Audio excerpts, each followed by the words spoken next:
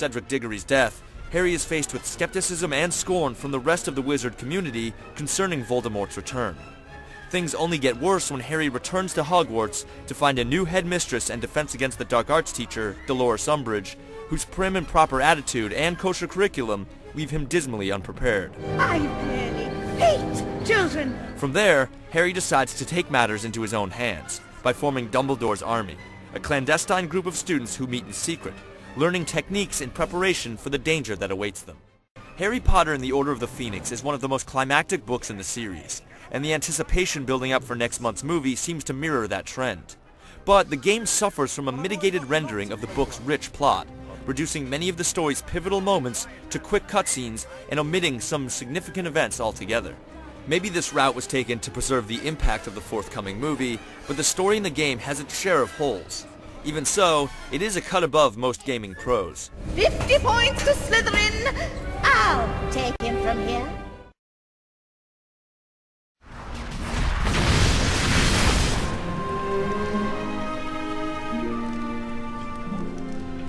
For this iteration of the Harry Potter game series, the level-oriented design of Goblet of Fire has disappeared. In its place is an enormous, true-to-scale recreation of Hogwarts that not only captures its key landmarks and corridors, but many of its smaller nuances as well. Progressing through Order of the Phoenix is contingent upon completing tasks displayed on a map that's littered with names of various students and faculty that require Harry's attention. Some students must be brought to dark arts meetings, some require assistance with miscellaneous tasks, while teachers provide various side quests to complete in your spare time. Picking out specific students in Hogwarts is quite easy, as once chosen, a trail of footprints appear that you can follow. You can even use talking portraits to teleport you across long distances. That makes more bally sense than anything I've heard in a long time. Though the game does do a good job at facilitating the otherwise grueling runaround of assisting students around campus, the tasks you are given are uninspired and lack variety. There's no real sense of urgency or significance from doing these tasks, and for a good half of the game, you're simply chasing around members. However, the real sense of accomplishment comes from uncovering the many secrets hidden within Hogwarts. I love this thing! Littered around the castle are various points of interest that can be manipulated in some way by magic, be it reassembling suits of armor, hanging portraits on the wall, or simply sprucing up. In return, you get discovery points, which slowly levels up your proficiency in magic and unlocks bonus content to browse through in the Room of Rewards.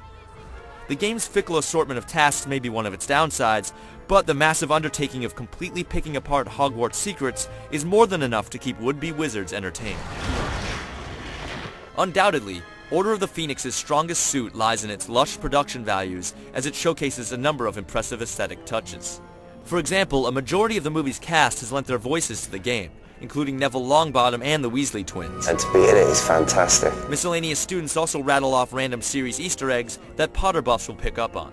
The game's visuals aren't going to give Gears of War a run for its money, but for the first next-gen Potter game, it has its moments.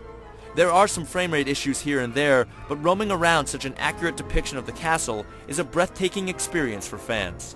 Complementing the visuals is the use of the movie's official soundtrack, which reprises many of the film's iconic symphonic themes. The music is absolutely incredible and goes a long way towards setting the Potter tone. All factors considered, Order of the Phoenix includes the most believable digital Hogwarts yet. As the first excursion for Harry and friends on next-gen consoles, it's an auspicious start.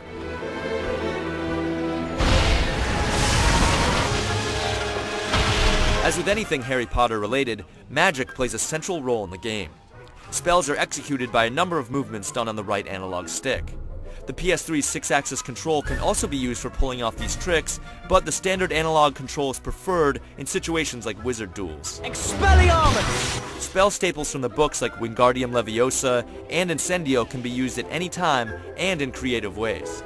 Order of the Phoenix does well in correcting some lingering quirks in the game series. The consolidation of spells to commands on the right analog stick is a welcome feature, compared to the previous game where you had to assign spells to different buttons. Take that! The camera has also been significantly improved, and selectively pans and zooms in certain areas, choosing the best functional view. One odd quirk is that Harry intermittently stops running in certain areas. Also, the students in Hogwarts can get in the way, preventing Harry from getting where he needs to go. Watch out, it's Potty Potter. This is especially bothersome when Ron and Hermione, who tag behind you through the whole game, corner you or otherwise get in the way. Despite some slight imperfections, spellcasting and movement in Order of the Phoenix is still a vast improvement from Goblet of Fire, and the game gets a lot of mileage out of being able to pick up objects and give them a toss. If you're looking for authenticity, then Order of the Phoenix is just what the wizard conjured. The mission objectives are mundane, but all the little secrets littered throughout give it a sense of discovery that Harry Potter games have failed to deliver in the past. If you're a die-hard Potter fan, then don't think twice about picking it up, and action gamers will find a lot to like as well. Well, the game is up. What are you waiting for?